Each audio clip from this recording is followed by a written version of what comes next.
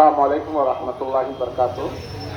Stage पे तशरीफ फरमा मुहिब्बान मजलिस मोहम्मद जाहिद अली एडवोकेट साहब, सैयद कलीम अली साहब, डॉक्टर फजल साहब, अब्दुल साहब, अब्दुल सत्तार साहब, अब्दुल खादर सूफी साहब, मेरी बहन फरीदा बेगम साहबा, मोअज़्ज़िज़ बुजुर्गों, दोस्तों और साथियों, आप इस बात से अच्छी तरह वाकिफ़ हैं कि मुल्क में इलेक्शन का दौर दौरा है।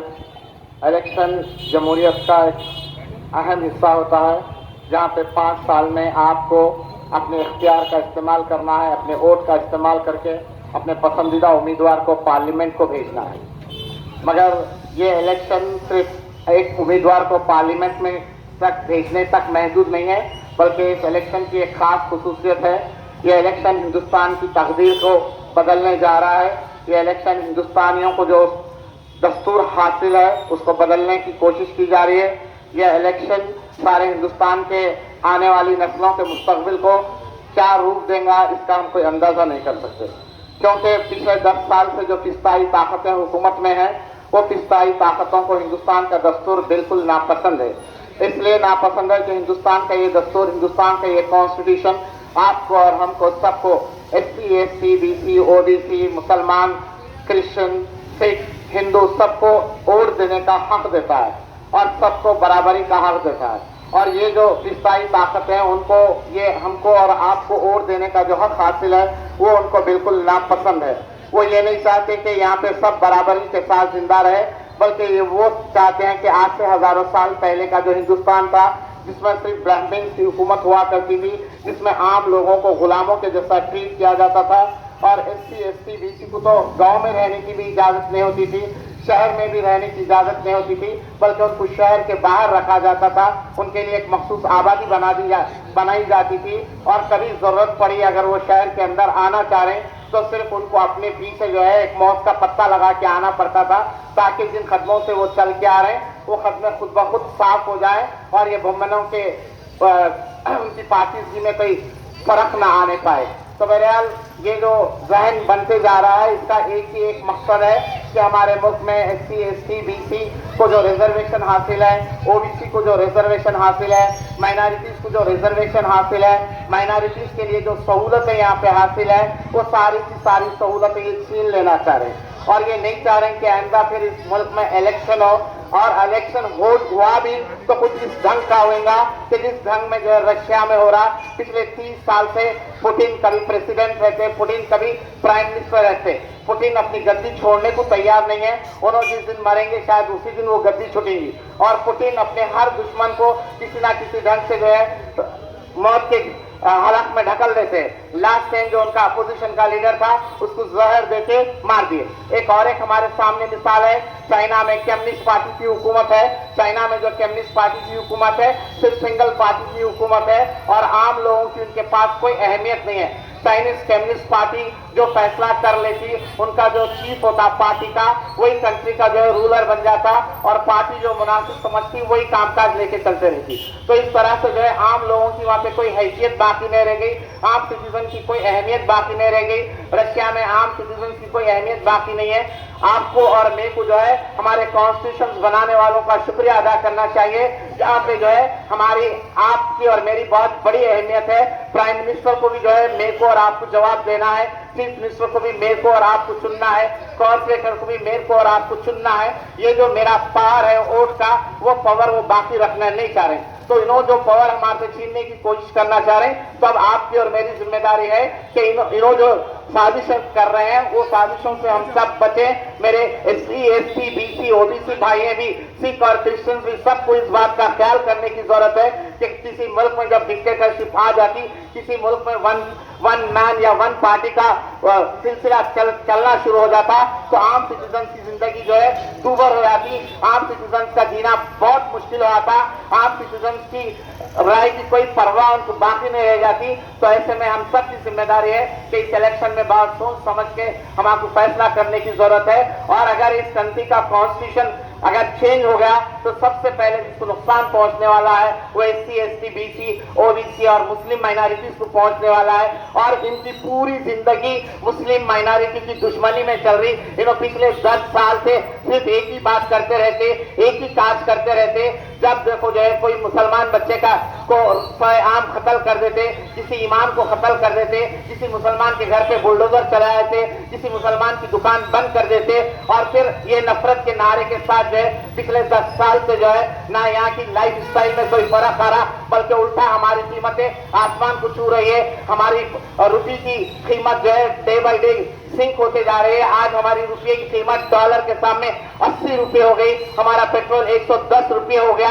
और 5 किलो चावल देके हमारे पे एहसान करे, ऐसा बार बार बता रहे कि हम 5 किलो चावल दे रहे हैं। 5, अरे तुम्हारे 5 किलो चावल की हैसियत क्या है? तुम्हारी जिम्मेदारी ये थी कि हमारे नौजवानों को नौकरी देना, तुम्हारी जिम्मेदारी ये थी कि मेरी बहनों और मेरे भाइयों की को कामकाज देना तो गया। सिर्फ 5 किलो चावल देके हमसे बड़ा एहसान जता रहे। तो कब तक हम इनकी लाइनों में ठहर के 5 किलो चावल लेते रहेंगे? कब तक ये 5 किलो चावल से क्या मेरा पेट भरता, क्या मेरी औलाद का पेट भरता? ये 5 किलो चावल की कोई हैसियत नहीं है। काम तो ये होना चाहिए था कि हमको और आपको जो है कामकाज दिया जाना चाहिए था, जिससे कि हम अपनी मेहनत से पैसा कमा के अपने घर को, अपनी बीवी को, अपने बच्चों को पाल सकते। मगर ऐसा कोई इनके पास मंसूबा नहीं है। बहुत सारे मंसूबे बने, start India, skill India, so India, वो सारे इनके प्रोग्राम जो है चौपट हो गए। आज ना विकास की बात करते, ना स्टार्टअप इंडिया की बात करते, ना स्किल इंडिया की बात करते। आज फिर बात करते तो देखो मेरी बहनों, तुम्हारा मंगलसूत्र गैर महफूज है। अरे तुम्हारे मंगलसूत्र से हम मुसलमानों का क्या होने वाला है? हम मुसलमान पिछले 75 साल से अपनी मेहनत और मशक्कत से जो है इस मुल्क में आगे बढ़े। पिछले 75 साल में भी जो हुकूमतें थी मुसलमानों के साथ कोई खास रियायत नहीं करी, मुसलमानों को कोई खास सहूलतें नहीं पहुंचाई। मगर इसके बावजूद चूंकि हम इस मुल्क से बराबर मोहब्बत रखते, इस मुल्क पे जो है हमारा बराबर का हक है। हम इस मुल्क के चप्पे चप्पे पे जो है हमारा खून और पसीने के अनमित निशानात है। तो इसलिए जो है हम हुकूमत की मदद की परवाह किए बगैर अपना कामकाज करते रहे, जिसका नतीजा ये निकला कि आज हिंदुस्तान की खूबसूरत शक्ल सामने दिखाई दे रही है। हमारे बच्चों को नौकरी नहीं दी, हमारे बच्चे पढ़ लिख के काबिल होकर मिडिल ईस्ट चले गए, दुबई चले गए, सऊदी अरेबिया चले गए, यूरोप चले गए, अमेरिका चले गए, जापान चले गए और वहां से कमा के करोड़ों का फॉरेन एक्सचेंज इंडिया को दे रहे हैं। करोड़ों का जो फॉरेन एक्सचेंज इंडिया को मिल रहा है। तो आज से जो है कोरोना से पहले सारी दुनिया की इकोनॉमी डिप्रेशन का शिकार थी, मगर इंडियन इकोनॉमी डिप्रेशन का शिकार नहीं हुई। डिप्रेशन की शिकार की निशानी श्रीलंका का प्राइम मिनिस्टर घर छोड़ के भाग के एयरपोर्ट पे आके बैठ गया था। इतना डिप्रेशन हुआ था कि श्रीलंका के वजीरों को जो है अपना घर बाहर छोड़ के भाग के जो है हेलीकॉप्टर और प्लेन के जरिए अपनी कंट्री छोड़ना पड़ा था। पाकिस्तान डूब रहा था, श्रीलंका डूब रहा था, मगर इंडिया नहीं डूबा। इसकी एक ही वजह थी कि जो मुस्लिम स्टूडेंट, जो मुस्लिम बच्चे जो है बाहर की कंट्रीज में कमा के बैंक के जरिए जो इस कंट्री को पैसा भेजते रहे, उससे इनका फॉरेन एक्सचेंज का स्टॉक इतना जमा हुआ कि दोनों तरफ जो है डिप्रेशन का शिकार हुआ, मगर इंडिया डिप्रेशन का शिकार नहीं हुआ।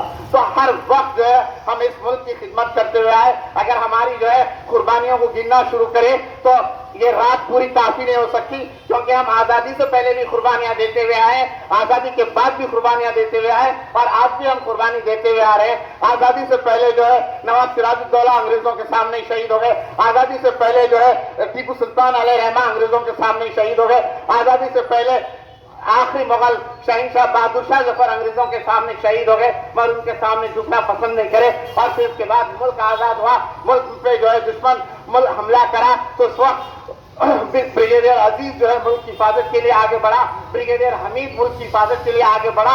जब जब मुल्क को जो है हमारे खून की जरूरत पड़ी, हम एक मिनट को पीछे नहीं बढ़े। पर हमारा कोई जासूसी के नाम में लिस्ट नहीं है। अगर जासूसी पाकिस्तान से कोई कर रहा तो वो जो है आरएसएस का कर रहा और कोई दूसरे मुल्क से जासूसी कर रहा, तो आपको नाम अगर देखेंगे तो कोई मुस्लिम माइनॉरिटी का नाम, कोई क्रिश्चियन माइनॉरिटी का नाम, कोई सिख का नाम नहीं दिखेगा। सिर्फ वो लोगों का नाम दिखेगा जो आजादी से पहले भी जासूसी करते थे अंग्रेजों के साथ मिलकर, और आजादी के बाद भी जो है जासूसी करें मेरे मुल्क को नुकसान पहुंचाने का से। और ऐसे ही लोग आज हुकूमत पे है और ये लोग ये नहीं चाहते कि आम हिंदुस्तानी जो है सुकून के साथ जिंदगी गुजारे। ये लोग सिर्फ 10-15 खानदानों की गुलामी कर रहे हैं, जिसमें जो है अडानी और अंबानी और दिगर खानदान है। और हिंदुस्तान में जितने लॉस बनाए जा रहे हैं उसमें आपको और मेरे को कोई फायदा नहीं पहुंच रहा। हर लॉस बनाने से पहले अडानी से मशवरा किया जाता, अंबानी से मशवरा किया जाता, पतंजलि के रामदेव से मशवरा किया जाता और उन्होंने जब लॉ बना के भेजते तो रस्मन पार्लियामेंट में रख दिया जाता, क्योंकि बाकी के पूरे अंधे बहरे हैं। एक बोल दिया ये ठीक है तो बाकी सब मुंडी हिलाने वाले हैं और ये मुंडी हिलाने वालों की वजह से जो है हमारे मुल्क का ये हाल हो गया। तो ये जो मुंडी हिलाने वालों को रोकने की कोई एक ताकत है तो मेरी और आपकी क़यादत है इनके हर बढ़ते कदम को जो रोकती, क्योंकि मेरी क़यादत जिसका नाम बैरिस्टर असदुद्दीन अवैसी है, बैरिस्टर असदुद्दीन अवैसी सिर्फ एक नाम नहीं है बल्कि एक जमात की बहुत बड़ी जमात का नुमाइंदा है, न सिर्फ एक बहुत बड़ी जमात का नुमाइंदा है।